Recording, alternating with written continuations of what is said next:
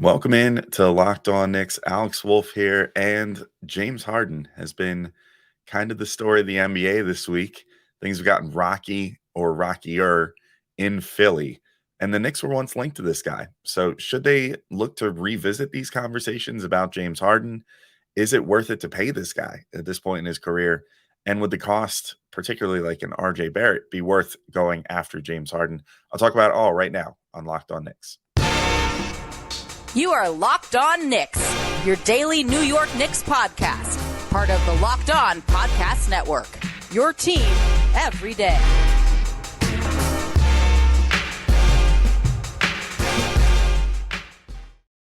All right, welcome in to Locked On Knicks, and I want to thank you guys for making Locked On Knicks your first listen today and every day, whether you're checking us out on your favorite podcast platform or taking in the sights and sounds on YouTube. Appreciate you making us a part of your daily routine. Make sure you hit that auto download function on your favorite podcast app or the notification bell on YouTube so you never miss an episode.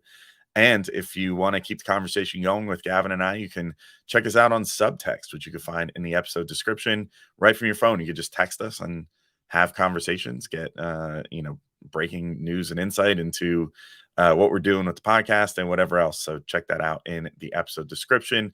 I'm Alex Wolf. I'm editor-in-chief of Knicks site The Strickland, which you can find at thestrick.land. And I'm talking James Harden today. Maybe not the topic that a lot of Knicks fans feel super passionate about, because I could understand having reservations about this guy, but things have gotten a little weird with Harden and the Sixers over the last few days. So on Monday, we get a report that Daryl Morey is not going to entertain trading James Harden anymore. And that led to James Harden then saying, and I quote, "Daryl Morey is a liar, and I will never be part of an organization that he's part of." Let me say that again. Daryl Morey is a liar, and I will never be part of an organization that he's part of. And then we've seen since then multiple things go back and forth of, well, Morey says he's still not going to trade Harden and he's still going to keep him and he's unmoved. And Harden saying, "Oh, you thought that was bad? Well, I'm going to make this even worse for you." And it seems like we're headed towards inevitably Harden getting moved or something, because if there's one guy that knows how to get his way out of a team, it's James Harden. He's kind of proved that over the last few years. But something to remember, back in late June, the Clippers and Knicks are expected to be among the teams that'll engage with the Sixers on a potential James Harden trade, sources told Adrian Wojnarowski of ESPN. So that's, so far in the past now, almost 2 months, but there were only two teams mentioned, and it seemed like the Clippers then became a big front runner very shortly after that. But the Knicks were one of two teams that were allegedly interested in Harden. And now that things have kind of hit the fan with the Clippers negotiations, maybe now would be the time for the Knicks to start thinking about possibly revisiting this Harden saga. So I figured I'd make the case for it first. I do think, look, I understand anybody's reservations with Harden. I think that he has painted himself as a very difficult person to work with at this point, and a somewhat difficult person to keep happy. However, I do think that in this particular case, as I'll get into here, like, maybe he's got a little more of a point than we want to admit as far as some of these things are concerned. So let's first just talk about basketball fit, because I think that's the most important thing. He has played with a high profile point guard before in Chris Paul. I think that you could probably say, all apologies to the version of Russell Westbrook that showed up in Houston. But I think that Chris Paul, you could say, in the time that he was with the Rockets, was probably the best player, especially as a guard, that James Harden has played with during his prime years. And that worked out pretty well. I mean, I think that that experiment was thought of to be like, hey, we don't know if this is going to work because, both these guys need the ball, and, there's only one ball to go around. How is this going to work? Do they have enough outside of these two guys, et cetera, et cetera. But things worked out pretty good for them. Like in 103 games that those two played together, James Harden scored 31.8 points per game, 5.7 rebounds, and had 7.5 assists per game. He had a slash line of 44.9% from the field, 37.4% from three, 87.3% from the free throw line in games that he played with Chris Paul. So that doesn't actually go too much against his career slash line of 44% from the field, 36% from three, and 86% from the free throw line, like a 1% or less improvement in each of those categories. But he does average about 25 points per game for his career, 5.5 boards, and 7 assists. So he kind of had an uptick in all those numbers with someone out there that could handle some of the ball handling, that could take a little bit of the offensive load off of his plate. Things worked out pretty good for him there. And, we've talked about this on the show before, but Jalen Brunson and Emmanuel Quickly have both played a, a similar role and played with, similar players to Harden before. Brunson played with the guy who was maybe taken Harden's preferred method of offense and elevated it to the highest level possible in Luka Doncic. Super ISO heavy. The team is super dependent on him, getting to the inside and kicking out shooters and whatever else. Brunson played with him and thrived at one point. Emmanuel Quickly has played with Julius Randle, particularly 2020 to 21, and now Jalen Brunson, who's a high usage player as well, and Quickly is proven to be really really useful with those type of players too. So I don't know. I think that there's something to be said for the fact that just from a pure basketball perspective, this maybe has a better chance of working than people think. I can understand where people might be like, well, I don't want to bring in a guy of Harden's profile to then take away from Jalen Brunson. Like, you don't want the ball in Jalen Brunson's hands less, certainly, because he's taking his own turn into becoming, the next Harden Luca style player that ISOs like crazy and yet just finds his way into the paint all the time. Can shoot the three, generate his own threes. I mean, Brunson is quickly becoming one of the best ISO scorers in the entire NBA, and you don't want to take the ball out of his hands, and even Randall's to a degree.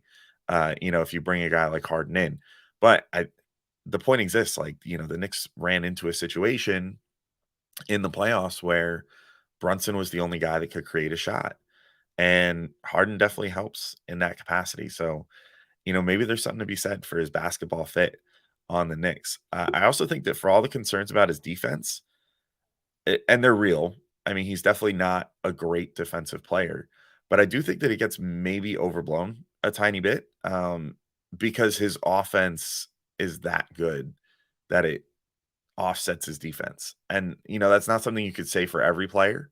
A guy that comes up a lot on here, like Zach Levine, for example, if you look at his numbers, you know, yes, fantastic on offense, but then you look at the impact numbers and the on-offs and the plus minuses and, net ratings, things of that nature, and you realize, like, yeah, but for as good as he is on offense, he is sometimes that much worse on defense.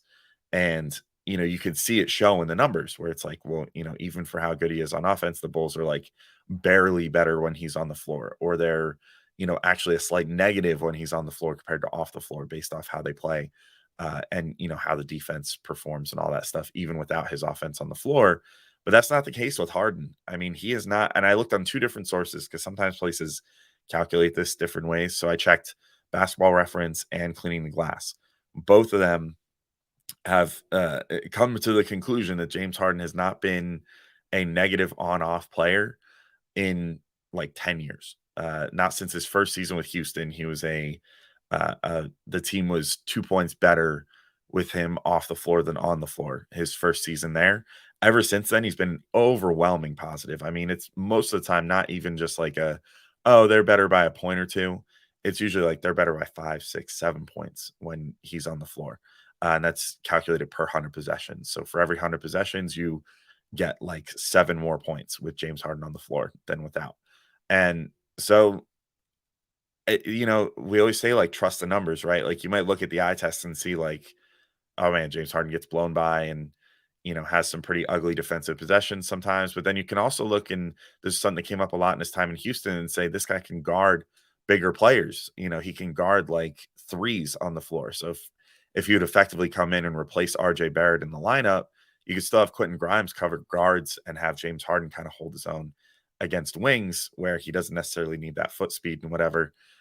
it's something to consider. But I think that the next thing that we should get into here is the cost of getting Harden, which I think is maybe one of the biggest reasons to potentially go after him because you might be able to get a star on a discount here. But I'll get to that in just a second. First, I got to remind you all that today's show is brought to you by FanDuel, and football season is about to kick off, and FanDuel is giving you the chance to win all season long because right now, when you bet on a Super Bowl winner, you can get bonus bets every time they win in the regular season. Just pick any team to win the Super Bowl, and you'll get bonus bets for every victory. So maybe you want to pick the Jets to win the Super Bowl. I don't know if I'm there right this second. It sounds like the offensive line struggles are very real coming out of camp, but I am still a Mekhi Becton believer. So maybe if you are too, you think, hey, let's bet on the Jets for the Super Bowl. But what's great is then you get bonus bets every time the Jets win. So even if they only win 8 games this year, you still get 8 free bonus bets, and you can use those bonus bets on spreads, player props, over unders, and more. Might I suggest a same game parlay one game? So visit fanduel.com/locked on and start earning bonus bets with America's #1 sportsbook. That's fanduel.com/locked on. All right, and I'm back in to keep making this Harden case here. Feels kind of weird. I feel like I'm being overwhelmingly positive here, but the more I was looking into things, the more I did kind of talk myself into this a little bit. Not heavily. It would depend on the cost, which I'll get to in the third segment. But right now, let's just talk about what the cost might be. So I think that if you're looking at the landscape of the NBA right now, there's Damian Lillard still with a pending trade request with Portland. You have Harden with his pending trade request, and it doesn't seem like there's too many other stars really like on the market right now. Possibly Pascal Siakam with the Raptors talking about wanting to trade him. OG Anunoby from the Raptors, who I wouldn't call a star, but is a good player that is apparently on the market. So I think with all that considered and with the star market where it is right now, with how much it's costing in terms of young players and picks, I think James Harden might be the best chance you have right this second to get a superstar at a discount. And that comes from the fact that the only other team that seems interested is the Clippers because Harden has said he wants to go with the Clippers. But the Clippers have made it clear that they want Harden to supplement Paul George and Kawhi Leonard. They're not looking to like replace Paul George with Harden or replace Kawhi Leonard with Harden. They're looking to create like a big three there. They're trying to do, I don't know, I guess sort of like a Nets thing, you know what I mean? Just like bet on 3 really big stars, one of them being James Harden, and hope that it works. Um, I have my reservations about how well that would work given the injury history of the 3 guys, but it's neither here nor there. But so that sounds to me like they don't have the most to offer. And that's probably the sticking point, right? Like Daryl Morey keeps saying he wants in this deal to have still a competitive team after Harden's gone. So he wants to still compete with Joel Embiid and have enough guys there to, to still make noise and keep Embiid happy because that should be the #1 thing for any team that has an incumbent MVP is keeping them happy and, making sure that they don't want to ask out of the team. And so if that's it and that's what the goal is, I mean, so first off, the Clippers, they only have, I think, from what I can tell, 2 future firsts, and this is if they can stretch it out to 2030.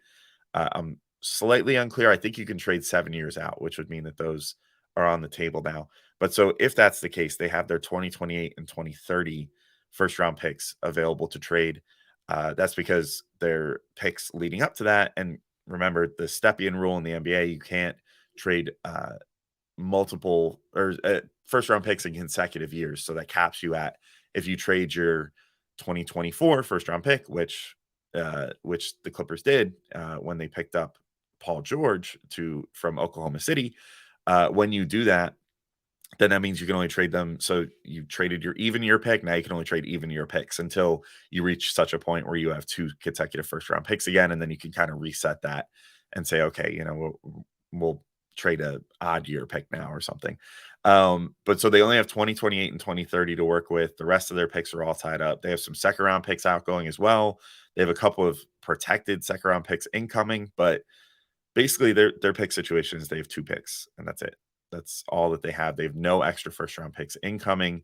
And then as far as players, I think this is probably the main thing. I don't know that they have guys that would interest the Sixers in the sense of we think that we could potentially, compete with these guys and or these guys set us up well enough for the possibility of like if Joel Embiid then asks out too, you at least still have some pieces to kind of build with for the future.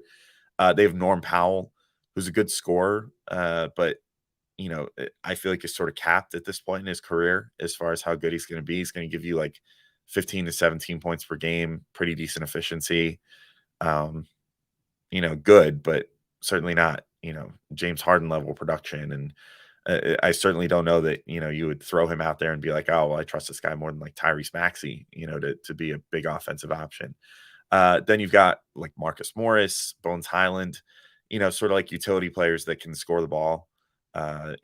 Morris is pretty good as like a four. Maybe you think of him as sort of like a version of what you have with Tobias Harris already. I don't know.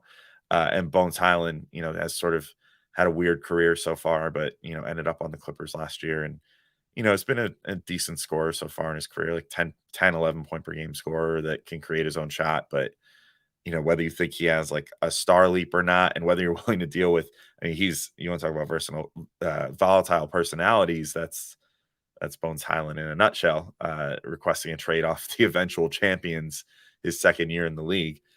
So there's some decent scoring talent there on the Clippers that could possibly go the way of the Sixers, but I don't know that they could do as well as the Knicks could in a deal. So, I mean, the Knicks have a star package pretty much ready to rock. I mean, they've got a ton of draft picks. They have all their own picks, plus a number of protected picks going forward. I think the number at this point is four protected picks that they have to spend going forward, as well as like a huge handful of second round picks as well. So I mean, if you could get out of this deal and it would be like RJ Barrett, one unprotected pick, maybe this year's unprotected pick, and a couple of the protected picks they have already, I think you're already looking at a deal that could far outweigh what the Clippers could offer and would give the Sixers an opportunity to get out of a tough situation here. As much as Morey wants to put on a face and say, "Oh, we're not going to trade him. We're not worried about it." I don't know if I totally buy that.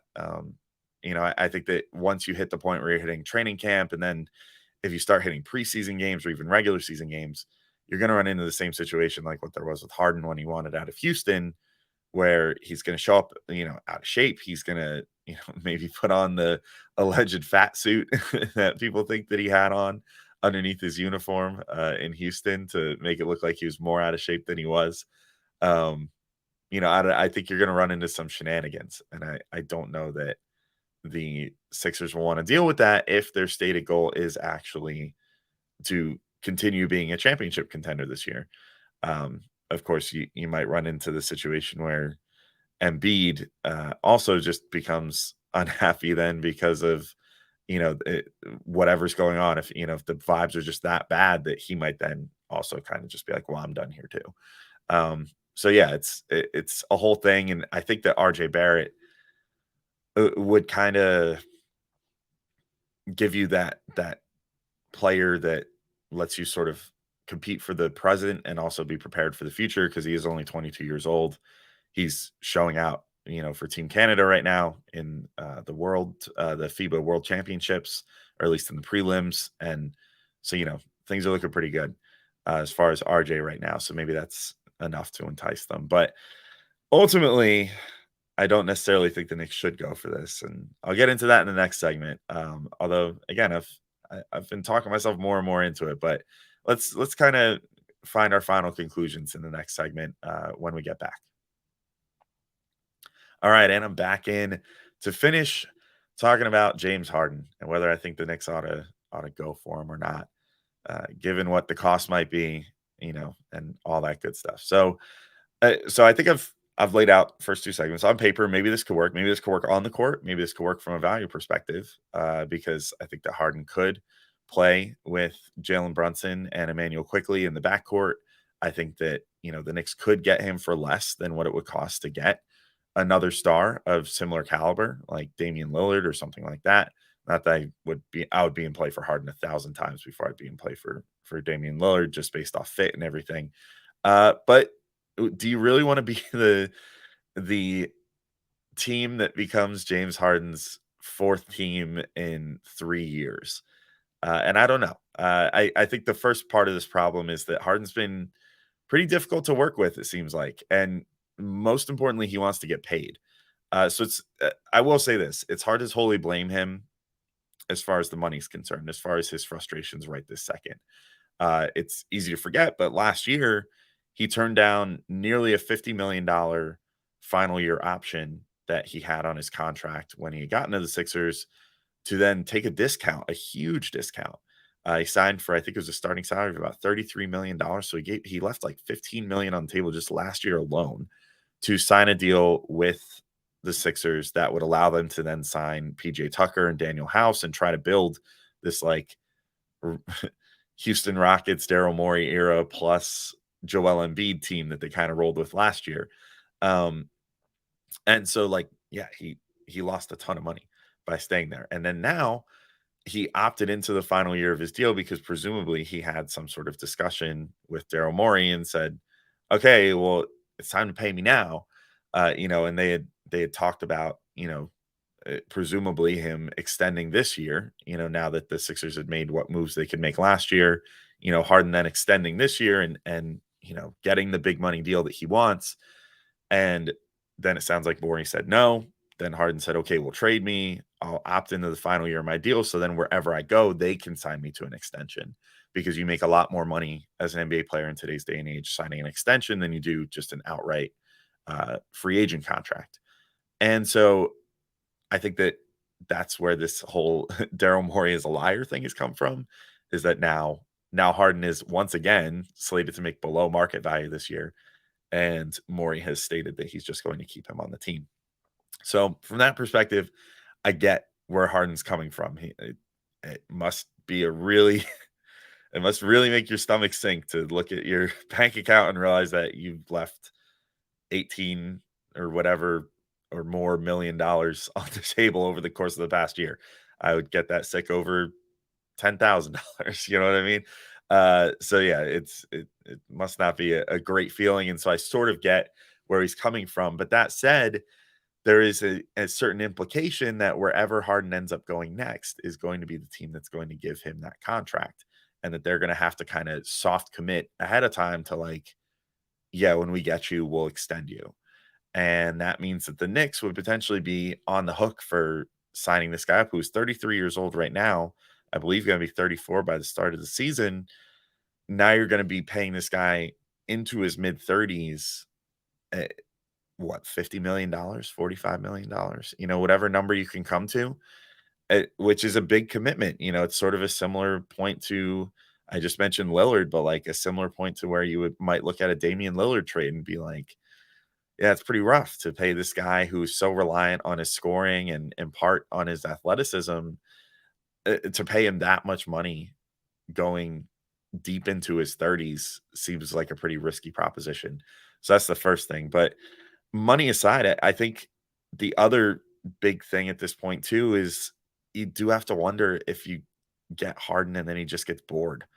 I think that was more what happened with Brooklyn, where he kind of was in that situation, and then things weren't going nearly as well as people thought that they might, as far as him and KD and Kyrie, and then they just kind of Harden just kind of got bored and was like, "Well, I want out. I want to go to a different team where I feel like I can compete better." Also, he and Morey were good friends at that time, so maybe that connection also sort of drove that. But there was it just seems like the last few times that Harden the last few times, that's crazy to say, that Harden has decided to change teams, it's just kind of been like, "Well, I think I'm done here. Like, trade me now." And then he makes your life extremely difficult. He becomes, the type of guy that can really ruin a locker room and really ruin locker room chemistry. And the Knicks have kind of made that one of their big things at this point is locker room, consistency, locker room chemistry, and being this sort of team that people look at from around the league and say, "Hey, these guys are doing it right." And, it seems like they're all cohesive and it seems like there's very little locker room drama, like alleged Obi Toppin incidents or whatever aside, where Obi was frustrated about not getting more playing time. Other than that, it's been pretty squeaky clean. There's been very few stories or anything about, people being unhappy with the Knicks right now. So do you wanna run that risk of bringing in a guy like Harden? It seems like you can get at least, like, 2 years out of him before, those sort of concerns come up. Maybe not with Brooklyn, but at least with Philly, he seemed to give it a full year plus the half year after he got traded there, so, I don't know, it's a sticky situation where, you could see the potential of the talent, but there's with Harden, there's just always going to be that looming sense of, is he going to just ask out of here because of one thing or another at a certain point, and that's where things get a little more dicey with him.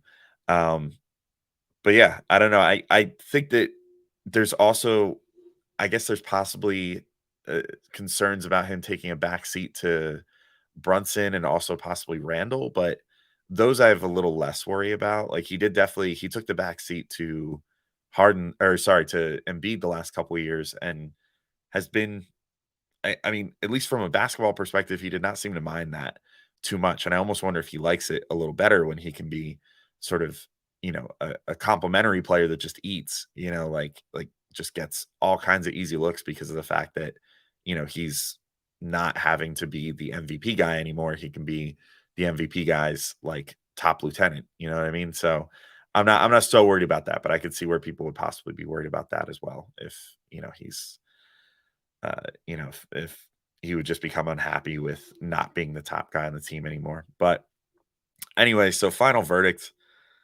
and this is probably the last time we'll end up talking about James Harden, unless the Knicks actually make a deal for him, because I don't think it's super likely that they reinsert themselves in these conversations. But I think getting Harden is actually a little more appealing than people want to admit. I do think that he has had. I think the Brooklyn situation was the one that most concerns me as far as him wanting out, but wanting out of the Rockets the first time made too much sense, to be completely honest. Like they were they were clearly not going to be contenders, and he was like, I want to be on a contender. Not the first time that we've seen that happen. So I don't think that that's like that crazy of a thing, that he asked out from Houston the way that he did. When he left Brooklyn, you know, like I think that was the one where you go, all right, well, that was a little weird. Like he was still on a team that presumably could have made some noise in the playoffs, and yet then just randomly asked out so he could go to his old GM that he liked in Daryl Morey.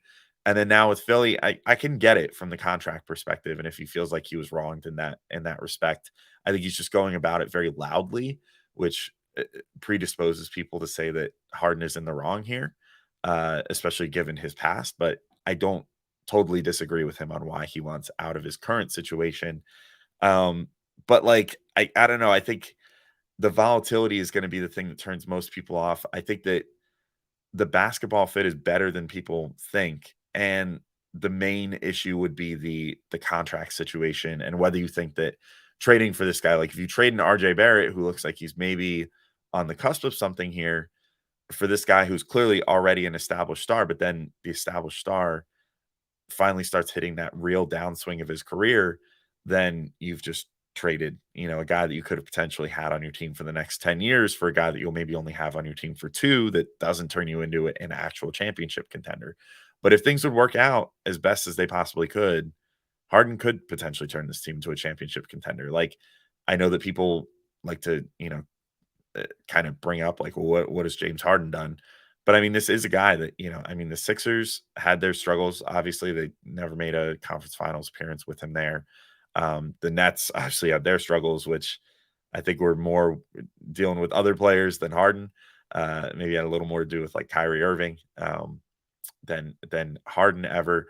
But like the Rockets, he's had a pretty good amount of success. I mean, he just so happened to be on a really good team during the time when one of the best teams that's ever existed in basketball existed with the Warriors. And he ran into them a number of times and could never quite get over the hump. Almost did with Chris Paul at that one point. But we're now talking about something that's 5 years in the past, which is a small eternity in NBA years. So can he still do that for the Knicks? Can he still elevate a team that much and get them to the conference championship, get them potentially to the finals, out of the East? There's more parity in the NBA than there's ever been. So I think that there is more of a likelihood that if things clicked perfectly right now, that the Knicks could do that.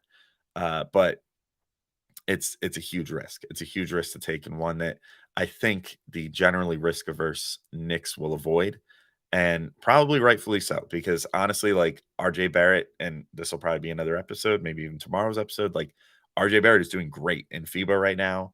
He's looking like maybe he's making a turn, with Team Canada. He could carry that over to the Knicks, and they could be in really, really good shape. Um, it just it seems like a weird time to potentially trade RJ Barrett to go all in on a guy like Harden and potentially give him a big deal that would hamstring you for a number of years and kind of commit you to James Harden, Jalen Brunson, and Julius Randle being your core that you want to try to compete for a championship with. But if Leon Rose and company decide that that's a thing that they want to do, I'll be along for the ride. But anyway, that's all for today's episode. Thank you all for listening, and we'll talk to y'all soon, possibly with some FIBA talk as soon as tomorrow. So thanks for listening, everybody. Talk to y'all soon. Peace out, everybody.